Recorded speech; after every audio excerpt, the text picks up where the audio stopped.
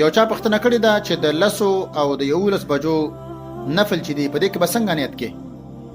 نو جواب دار په ټولو نوافلو کې په ټولو منځونو کې نیت چې دی ته چې کوم منځ کې هغه بستا په ذهن کې د ماسپخین منځ کوم فرض دا به په ذهن کې د ماسپخین سنت کوم د مازیګر سنت کوم یا مازیګر نمخ کې نفل کوم یا د ماخام سنت کوم یا فرض کوم دا بستا په ذهن کې. نو دا د نور خاطر بعد تر غرمې پورې دغه وخت چې دی اول وخت کې اشراق منځي دام نفل دی او وروسته به د ضحا من شروع کیږي تر زواله پورې.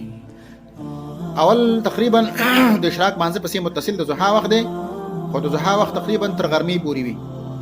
څومره چې غرمې ته نږدې کیږي دا وخت چې د بهتر دی دا وخت چې بهتر دی.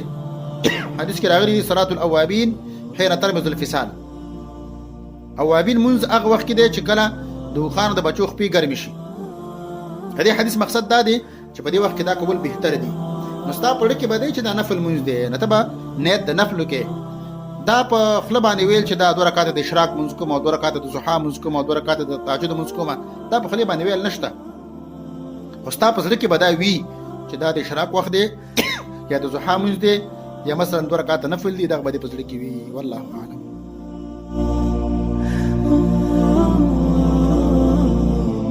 يا رجاء